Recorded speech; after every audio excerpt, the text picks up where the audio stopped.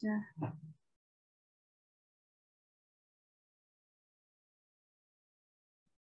Oke, kita lanjutkan ya. Sampai sini. Ya, jadi radiasi yang kita pahami, kita ketahui itu berbahaya, memang berbahaya, tetapi kita juga harus tahu terkait energinya, ya, kekuatannya. Jenis radiasi yang biasa kita kenal itu dari partikel alfa, beta, sinar X, dan sinar gamma. Nah, kita pelajari yang pertama dari partikel alfa. Ini memiliki daya tembus yang paling kecil dibandingkan dengan partikel lainnya, ya. Dan jangkauannya di udara itu sangat pendek, hanya beberapa sentimeter, dan partikel alfa tidak dapat menembus lapisan kulit luar manusia. Selanjutnya untuk partikel beta, ini daya tembusnya lebih tinggi dibandingkan dengan partikel alfa, mampu menjangkau beberapa meter di udara dan mampu menembus kulit manusia. Ya, tadi yang partikel alfa tidak mampu menembus, sedangkan partikel beta ini sudah mampu menembus. Selanjutnya sinar X dan sinar gamma ini merupakan daya tembusnya yang paling besar, ya, kekuatannya dibandingkan dengan partikel alfa dan partikel beta, menjangkau puluhan meter di udara dan menembus kulit manusia, ya, sehingga karena dia mampu menembus tubuh kulit manusia, jadi memiliki bahaya radiasi yang cukup signifikan. Berikut adalah tabel dari radiasi eksternal, berbagai jenis radiasi. Jika kita kategorikan dari kekuatan daya tembusnya, dari partikel alfa ke bawah itu daya tembusnya semakin besar. Ya, artinya sinar gamma ini memiliki daya tembus yang paling besar, sedangkan partikel alfa memiliki daya tembus yang paling kecil. Nah, sedangkan di sisi kanan saya, ini adalah kekuatan dari daya ionisasi, ya, daya ionisasi. Artinya sinar gamma memiliki daya ionisasi yang paling kecil, sedangkan partikel alfa memiliki daya ionisasi yang paling besar. Berikutnya adalah faktor-faktor pengendali dari radiasi eksternal. Yang pertama, kita harus mengendalikan jarak. Yang kedua adalah waktu. Yang ketiga adalah shielding atau perisai. Jarak, ya, jarak atau dalam hal ini tadi pengendali dari radiasi eksternal perlu kita perhatikan bahwa laju dosis ini akan berbanding terbalik dengan kuadrat jarak. Ya, artinya semakin besar jarak dari sumber radiasi atau semakin jauh jaraknya dari pusat radiasi, maka laju dosisnya akan semakin berkurang. Ya, jadi oleh karena itu, jika kita berada di dalam medan radiasi, ya kita harus jaga jarak, tidak boleh terlalu dekat. Terlalu dekat kita akan mendapatkan paparan radiasi yang besar. Nah, persamaannya itu nanti D1 dikali R1 kuadrat sama dengan D2 dikalikan R2 kuadrat. Yang berikutnya adalah yang kita kendalikan waktu. Nah, waktu itu juga salah satu faktor untuk mengurangi paparan dosisnya. Yang mengurangi waktu kita bekerja di dalam medan radiasi juga harus dipertimbangkan, ya, baik itu mengurangi paparan yang diterima oleh radiografer, juga mengurangi paparan radiasi yang diterima oleh pasien. Persamaannya adalah dx sama dengan dt. Dosis serap yang akan diterima itu akan sebanding dengan laju dosis serapnya. Berikutnya adalah shielding atau perisai. Nanti kita butuh menggunakan ini, di mana shielding itu ada beberapa macam jenisnya, gitu ya. Dan biasanya yang digunakan adalah perisai itu dari PB, ya, baik itu nantinya adalah apron yang digunakan. Laju dosis dapat dikurangi dengan menahan sumber radiasi, ya, dengan shielding. Pekerja radiasinya akan melakukan tugas pada jarak yang tidak jauh dari sumber radiasi, dengan catatan dosis nanti yang akan diterima tidak akan melebihi dari NBD atau nilai batas dosis. Tabel berikut ada tabel dari bahan penahan atau shielding yang direkomendasikan. Biasanya kita menggunakan timbal tadi ya, baik itu di pintu, lalu di jendela, di kaca tabir, itu biasanya menggunakan timbal PB ya, karena di instalasi radiologi energi yang digunakan jenis radiasinya adalah sinar X ya. Sinar X ini direkomendasikan bahan yang digunakan adalah timbal PB. Itu nanti di perka atau di peraturan jika beton ya kita menggunakan dinding bisa menggunakan beton atau bisa menggunakan bata merah atau bisa menggunakan timbal karena jenis radiasinya yang kita gunakan adalah sinar X. Oke, berikutnya suara saya masih jelas? Masih, Bu. Masih, Bu. Jelas, Bu. Nah, soalnya ada tanda internet unstable. Oke, berikutnya adalah proteksi radiasi. Ya, proteksi radiasi suatu tindakan ya, berbagai upaya tindakan yang dilakukan untuk mengurangi paparan yang akan diterima oleh tubuh kita. Ya, prinsip dan asas proteksi radiasi itu ada 3, yaitu justifikasi, limitasi dosis, optimisasi. Ya, jangan terbalik dengan tadi jarak, waktu, dan perisai. Kalau jarak, waktu, dan perisai itu upaya untuk mengurangi dari bahaya radiasi eksternal, ya upayanya. Tetapi sedangkan prinsip maupun asas dari proteksi radiasi itu ada 3, yaitu justifikasi, limitasi dosis, dan optimisasi. JLO, justifikasi, limitasi, dan optimisasi. Oke, kita ulas. Nah, justifikasi, menjustify ya.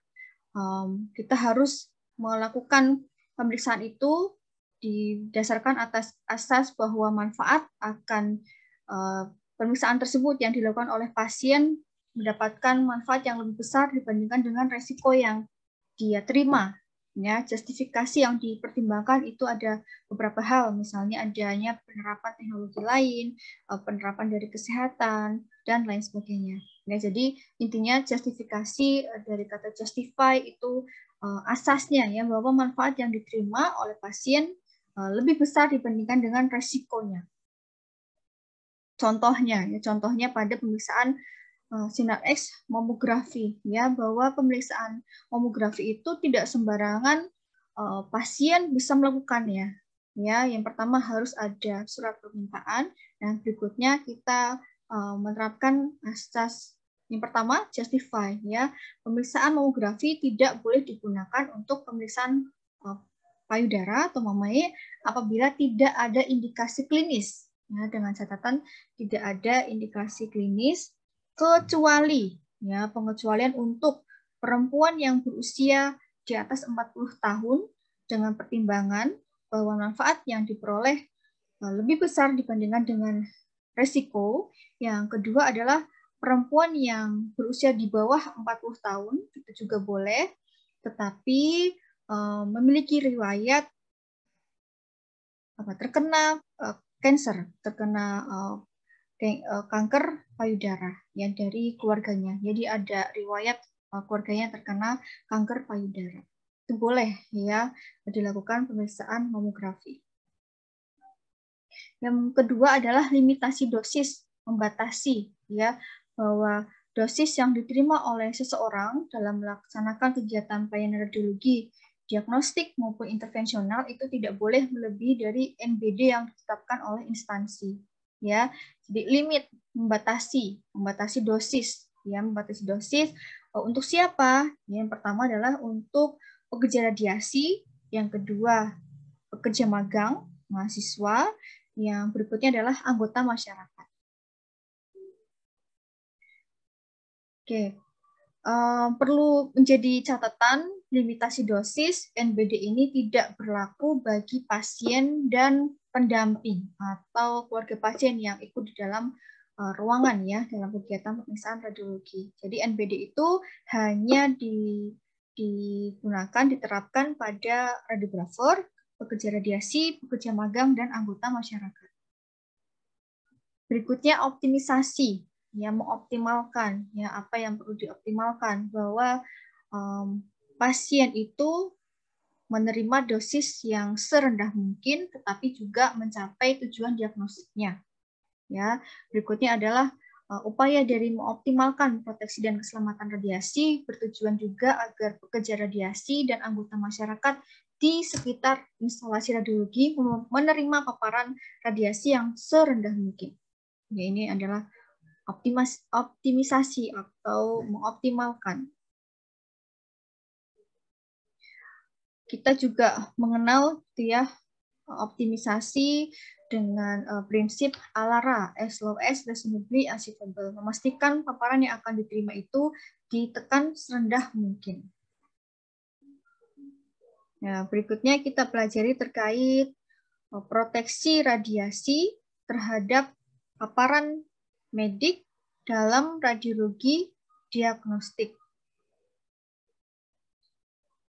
Sampai sini ada pertanyaan dulu? Ada yang ditanyakan atau lanjut?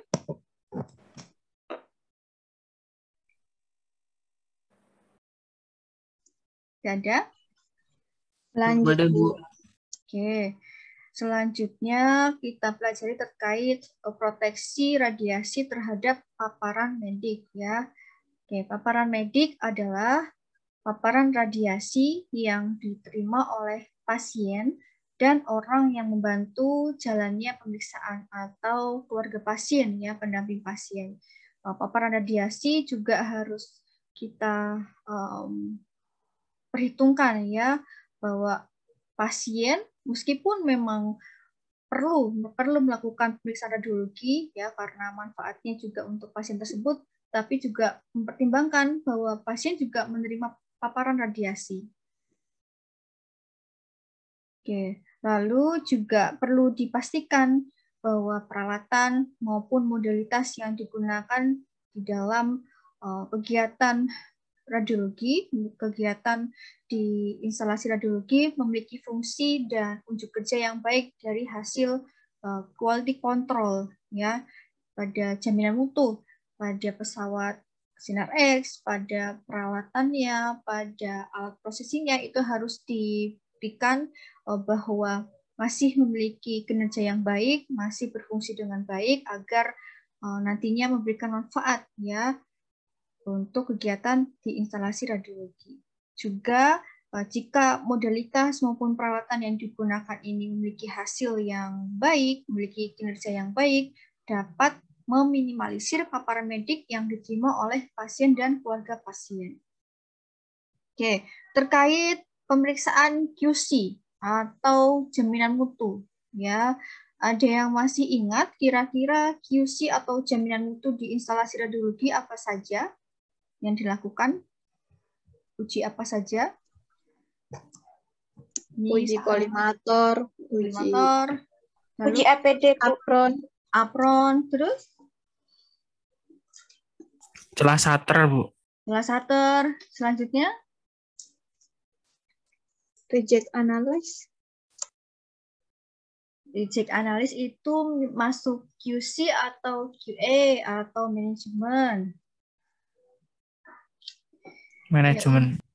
Lebih ke manajemen ya. Kalau QC, quality control, lebih ke peralatan ya, peralatan maupun modalitas yang digunakan di instalasi radiologi. Tadi betul untuk uji kolimator, peralatan lainnya misalnya untuk processing film, untuk apron juga, lalu ada celah shutter, yang mana semuanya itu untuk kegiatan di instalasi radiologi. Misalnya untuk uji apron ya, apron itu tujuannya apa? Tujuan atau fungsi dari apron biasanya untuk apa? Untuk mengetahui apakah apron itu masih layak dipakai atau tidak. Oke, jadi apron itu kan untuk melindungi ya, melindungi bagian yang seharusnya tidak terkena radiasi, ya. Jika uji tersebut dihasilkan apronnya ternyata tidak layak pakai, lalu ada kebocoran maupun sudah rusak ya dari lipatannya, retak begitu. Itu kan sama saja menambah paparan ya, menambah paparan radiasi yang seharusnya tidak diterima oleh pasien maupun keluarga pasien. Nah, itu kan tidak sesuai gitu. Lalu ada uji output radiasi misalnya ya. Seharusnya kita atur faktor eksposinya 60 keV. Lalu setelah diuji ternyata yang keluar adalah 100 keV. Ini itu berbahaya atau tidak? Berbahaya. Sangat berbahaya ya. Selanjutnya ada celah shutter. Ada yang ketika PKL mau melaksanakan uji shutter. Pernah Bu, tapi nggak jadi karena Kenapa? ya itu pas diuji ternyata shutternya nggak bocor. Oh, ternyata nggak bocor. Kalau ada yang bocor nggak? Ada yang pernah uji shutter terus bocor? Mungkin bisa berbagi ceritanya. Ada, Bu. Ada. Itu ada yang dilihat secara fisik nggak dari radiografnya? Atau ada kendala ketika melakukan positioning dan mengatur kolimasinya? Apa yang diatur dengan yang dihasilkan di radiograf sama atau beda? Gimana, Bu? Pernah uji shutter tadi? Celah shutter itu yang pengujiannya satu kolimasi ditutup, yang satunya dibuka itu masuk. Ya. Oh, iya, itu pernah, Ya. Bu. Itu hasilnya bagaimana? Hasil dari radiografnya bocor, Bu. Maksudnya terdapat saat diekspos, sudah selesai pengeksposan, dilihat di komputer, itu ternyata ada kebocoran yang menyerupai kalau misalnya ada kebocoran itu bakal kayak ada garis seperti garis tambah gitu deh, Bu. Oke, ketika pemeriksaan misalnya harusnya mengatur kolimasi seluas manu saja. Ya, ternyata di radiograf bagaimana? Tambah luas atau tambah kecil? Apabila ada kebocoran mungkin diperkirakan akan lebih luas daripada yang telah diatur, Bu. Oke, ya. Jadi terima kasih untuk sharingnya, Mbak Dini. Di seperti itu ya salah satu contohnya. Seharusnya kita mengatur luas kolimasinya hanya seluas objek yang akan diperiksa. Tapi karena ada malfungsi atau kinerja yang tidak baik dari salah satu peralatan maupun modalitas yang ada di instalasi radiologi, itu akan mengganggu hasil radiograf. Yang pertama juga menambah paparan yang seharusnya tidak diterima oleh pasien, keluarga pasien maupun radiografer, gitu ya. Oke. Atau misalnya kolimasinya mati.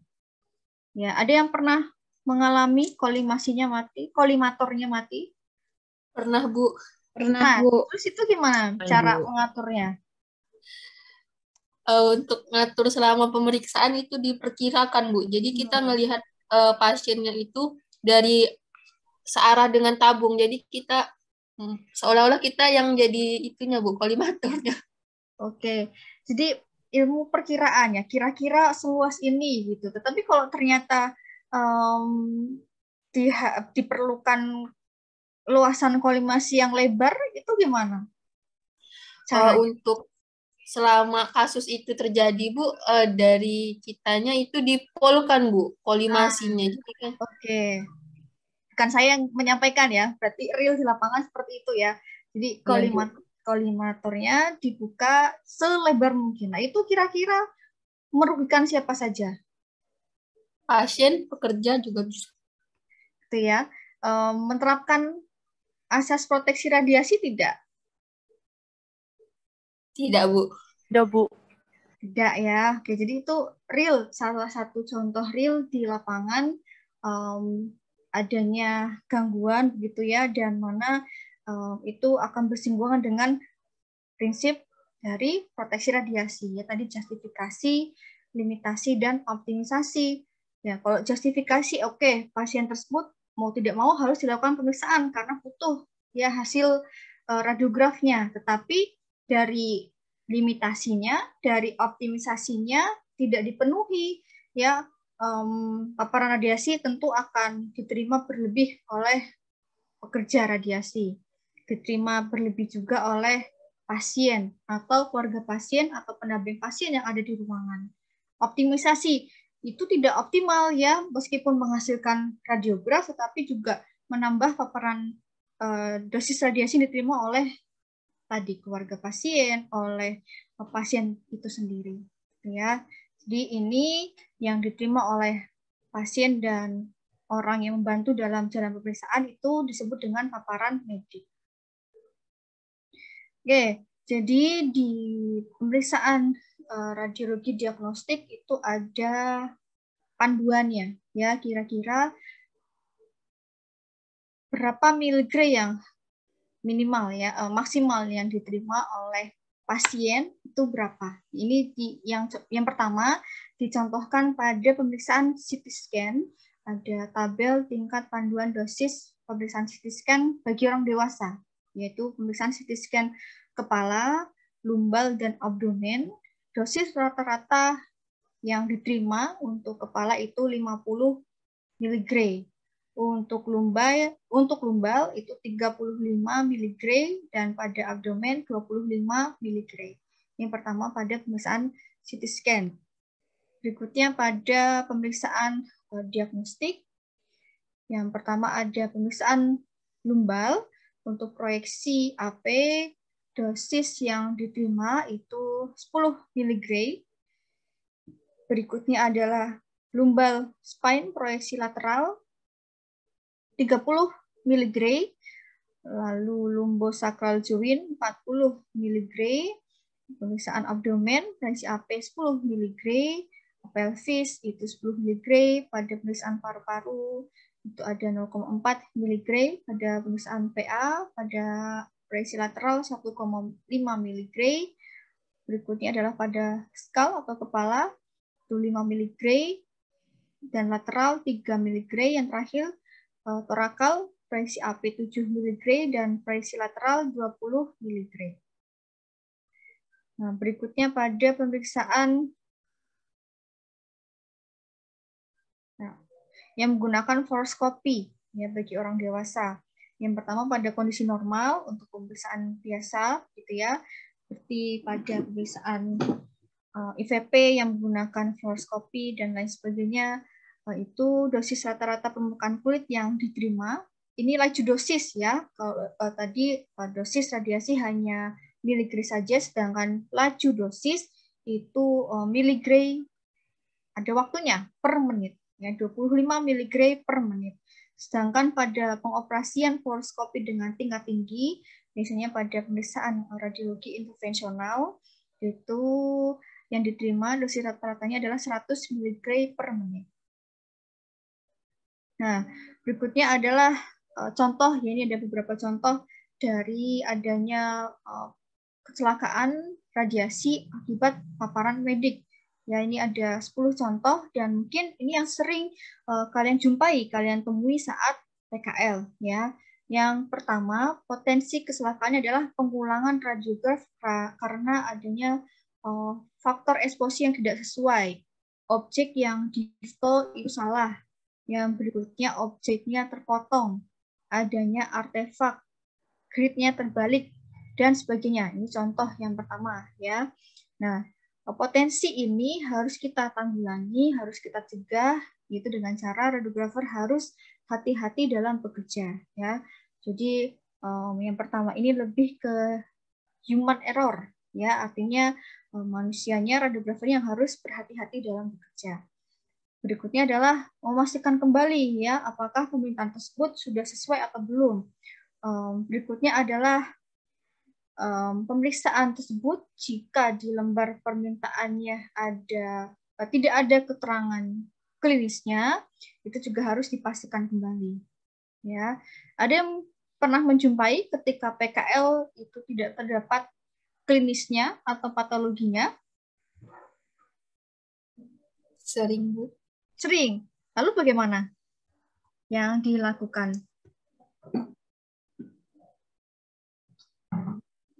Kalau dari pengalaman PKL, saya Bu, kan ada di lembar permintaannya kita mengerjakan sesuai dengan permintaan ronsennya aja Bu. Jadi klinisnya terabaikan kecuali misalnya untuk pemeriksaan CT scan kayak gitu baru ditanyain balik Bu. Oke, kalau misalnya yang konvensional biasa tidak dikonfirmasi ulang, ya dilaksanakan secara langsung sesuai dengan permintaannya. Kalau CT scan dikonfirmasi lagi, itu dikonfirmasinya kepada siapa? Biasanya kalau pasien CT scan itu biasanya didampingi dengan perawat Bu. Jadi kita tanya kepada perawatnya. Oke, ya jadi meskipun itu pemeriksaan CT scan maupun pemeriksaan radiografi konvensional lainnya, itu juga kita punya hak untuk menanyakan, yang memastikan kira-kira ini klinisnya apa, ya agar nantinya radiograf yang dihasilkan, ada yang belum di-mute, ini tolong di-mute dulu. Mas Nur Bayu Akbar, tolong di-mute dulu.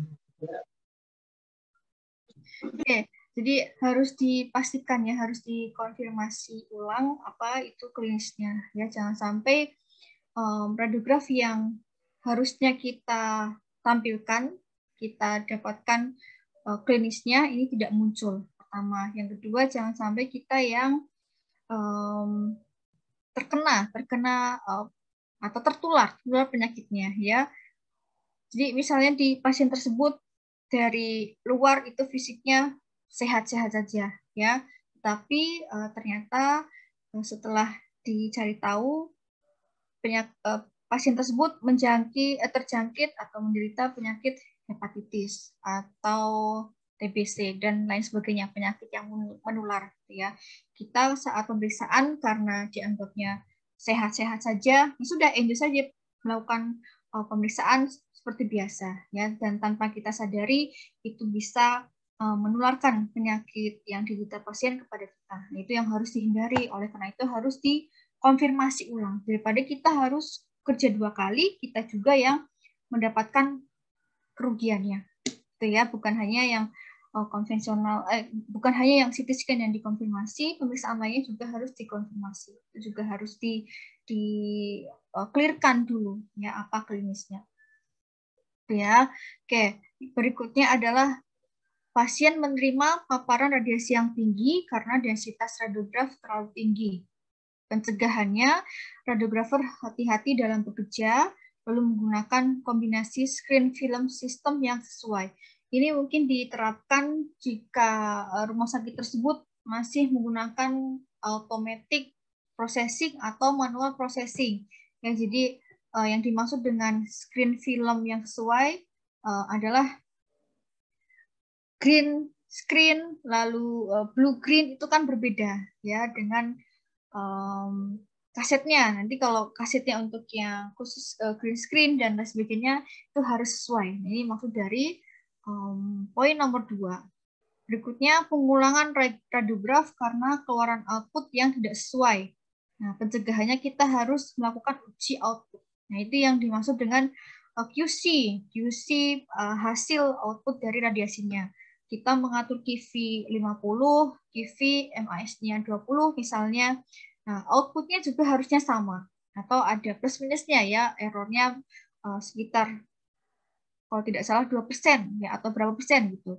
Jadi meskipun tidak 100% sesuai, lebih dari 50 QV paling tidak masih dalam rentang errornya, tetapi jangan sampai dia yang terlalu jauh simpangannya ya, jadi harus dilakukan pengujian yang berkala.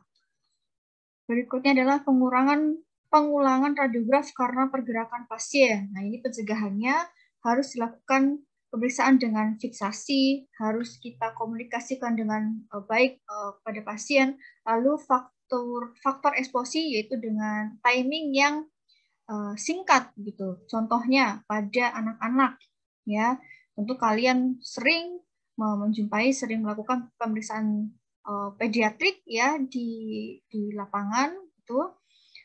Ketika melakukan pengaturan faktor eksposi, yang perlu diperhatikan adalah timingnya. Ya, jadi diharapkan kita mendapatkan radiografnya, tetapi juga memperhatikan ya, situasi dan kondisi si pasien tersebut. Misalnya anak-anak maupun pasiennya yang non kooperatif. Jadi kita yang mengatur strategi itu dengan cara pengaturan faktor eksposi, timing yang dipersingkat. Berikutnya adalah paparan radiasi berlebih pada pasien karena luas lapangan yang terlalu besar. Oke, ini tadi ya contoh realnya di lapangan. Ketika shutternya, kolimatornya itu mati, ya, yang dilakukan di lapangan, nah sering itu adalah dibuka selebar-lebarnya. Nah, koli masih udah dibuka lebar aja, agar semuanya itu masuk. Nah, betul, itu nanti dapat radiografnya, tetapi juga dapat pula radiasi, paparan radiasi yang berlebih. Itu yang harus dihindari. Oke, jadi radiografer hati-hati dalam bekerja. Yang berikutnya adalah itu tadi, dilakukan uji secara berkala. Kalau misalnya ada tenggat waktu ya dari pengujian sebelumnya, nanti harus diwanti-wanti. Oh, kemarin belum dilakukan uji, bulan ini atau tahun ini kok belum. Nah, itu harus dilakukan. Jadi harus dilakukan uji secara berkala, baik itu pada peralatan maupun pada modalitas di instalasi radiologi. Berikutnya adalah pengantar pasien terpapar radiasi karena tidak diberitahu untuk keluar ruangan. Nah, ini mungkin juga sering terjadi ya, karena dikejar waktu, dikejar pasien yang banyak begitu, mungkin di rumah sakit ABC, jadi pengantar pasien atau keluarga pasien ya sudah di dalam ruangan saja. Sering menjumpai seperti ini atau pernah juga melakukan ini? Pernah, Bu. Nah, ya karena apa? Biasanya karena apa kok keluarga pasiennya di dalam ruangan?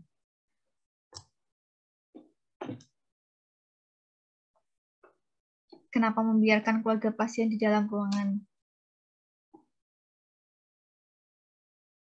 Karena apa? Biasanya kalau pasien anak-anak takut, Bu. Oke. Jadi ditemani ya. Oke. Jadi ya kalau mau tidak mau ya karena pasiennya takut, tapi kita juga harus dikejar untuk mendapatkan radiografinya, mau tidak mau bapak ibunya di dalam, ya, tapi harus diperhatikan apronnya juga harus dipakai, gitu ya. Nah, ini pencegahannya dengan cara memberikan petunjuk atau peringatan agar yang tidak berkepentingan diminta keluar. Tapi dengan dari kasus yang tadi dicontohkan, keluarga pasien mau tidak mau harus dalam ruangan, harus dipakaikan apron ya agar terproteksi juga ini keluarga pasiennya. Berikutnya, pembantu pemeriksaan terpapar radiasi. Ini tadi ya, sama nih kasusnya, harus menggunakan APD. Berikutnya, pasien hamil tidak mendapatkan APD yang memadai janin terpapar radiasi. Oke, ini juga keteledoran juga ya, seharusnya di awal kalau misalnya pasien tersebut karena manfaatnya ya yang lebih besar daripada risiko, mau tidak mau dilakukan pemeriksaan radiologi, kita harus melakukan pemeriksaan tersebut. Tetapi yang tidak perlu ya organnya dan janin ini juga harus kita lindungi, harus kita pakaikan apron. Oke. Atau kalau misalnya pemeriksaan tersebut bisa dilakukan dengan modalitas lainnya, kita anjurkan melakukan pemeriksaan radiologi yang tidak menimbulkan radiasi, ya misalnya dengan pemeriksaan MRA. Gitu. Berikutnya, pasien mendapatkan radiasi berulang ketika pindah rumah sakit difoto untuk objek yang sama.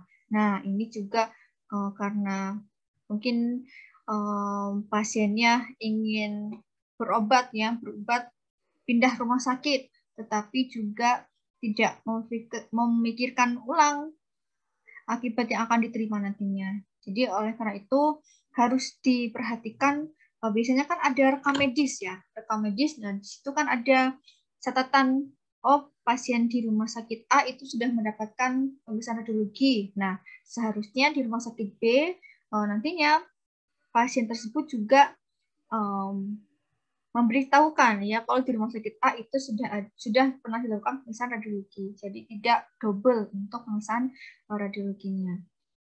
Yang berikutnya yang ke-10, pasien mendapatkan dosis berlebih untuk pemeriksaan fluoroskopi dan mamografi. Ya, jadi itu tadi terkait prinsip atau asas proteksi radiasi, yaitu justify, harus dipertimbangkan apakah betul-betul pasien tersebut harus melakukan pemeriksaan fluoroskopi maupun mamografi atau tidak.